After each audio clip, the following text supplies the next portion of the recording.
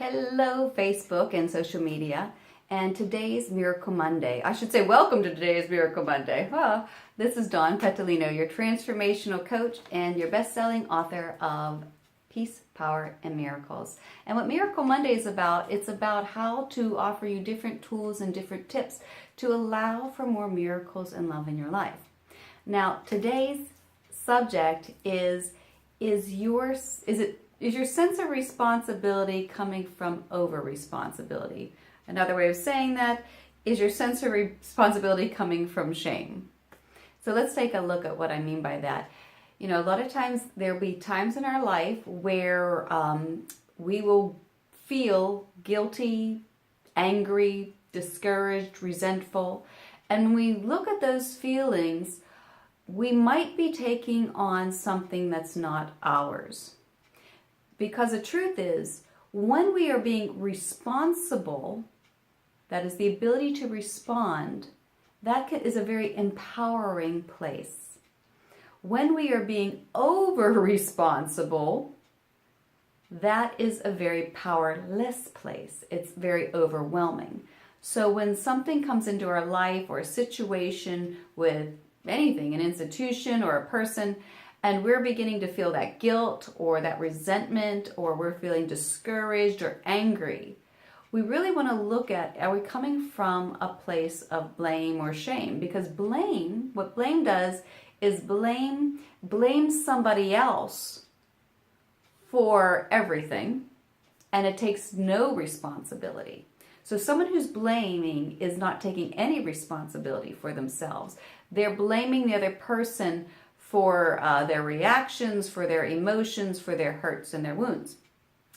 Shaming is where someone is maybe blaming us, where we feel bad and guilty, and we are being over-responsible. We are actually taking responsibility for somebody else's feelings and actions, which is not our job, and it's not us. It's not our responsibility. So shame comes from feeling over-responsible towards someone or something. So what you want to do is, whenever a situation comes into your life, I just recently had this happen, but a situation comes into your life, you can take a little inventory. You split the page, right? And you put down one side mine and theirs, or other, if it's an institution or another situation. And you list what you said, just very objectively, what you said and what you did. And then you look at, when I said and did those things, were they coming from a place of fear? You know, as the Course in Miracles reminds us, I should say the Course of Love, the Course in Miracles too, both talk about a special relationship.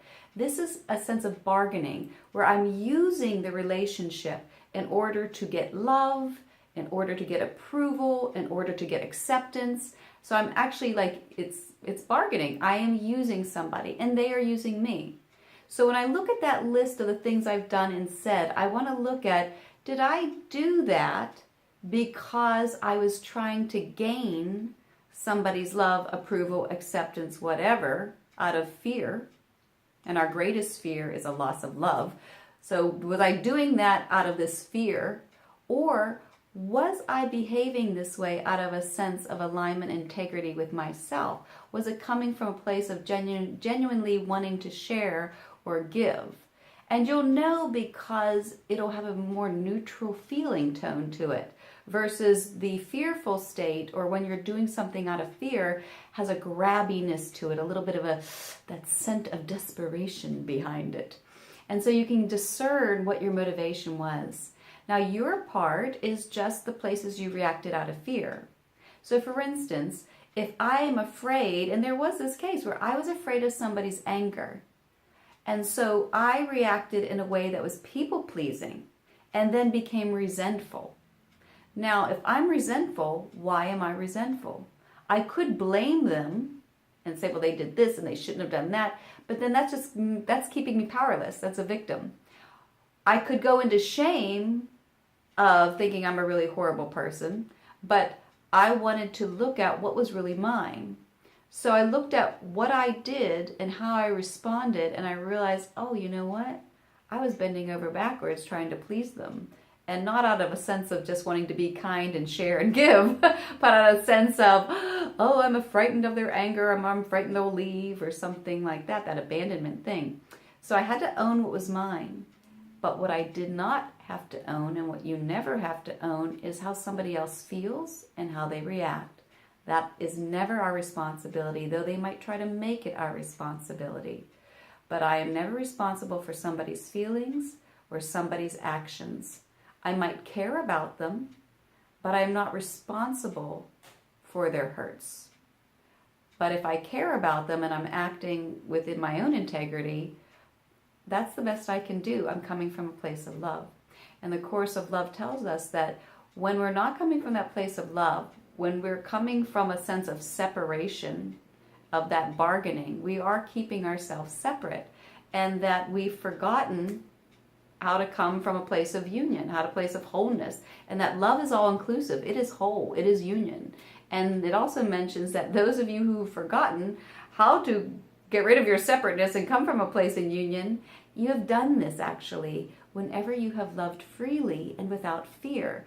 Think about how you might respond to even a little child, right? We get in there, even a stranger, we don't even know this kid, but we're happy, we're responding with love. That's union. And so we can check ourselves and see, am I responding out of union? Because once we respond out of union, we remember that we are innocent, that we are joyous, and we are beings of love. But we also remember that they are innocent, they are joyous, and they are beings of love.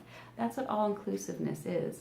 So when you divide that paper, you can take on what's yours, but don't take on what's theirs. Only shame would do that, and it's not true. It is not true. And so that's one action step. And then the Course of Love says, what could you lose by loving everyone the same? That means I'm not making anyone better or worse. I'm going to love you the way, including myself, as someone who is innocent, joyous, and a being of love. Now, however they react to it is theirs. However I choose to respond is mine. All right, that's your Miracle Monday tip. Choose your reactions, I should say your responses, versus going into reaction and really taking notice of, this is where I am responsible, but I'm not going to go into shame and blame and take on someone else's feelings and actions that do not belong to me. Instead, I'm going to love us all the same. And what harm could that possibly bring? I hope you have a miraculous Miracle Monday. You can read about this more in my blog, which I think I titled Responsibility versus Over-Responsibility, I think. There'll be the link right below. That'll help you out. All right. Have a miraculous Miracle Monday, and I look forward to seeing you next week. Bye for now.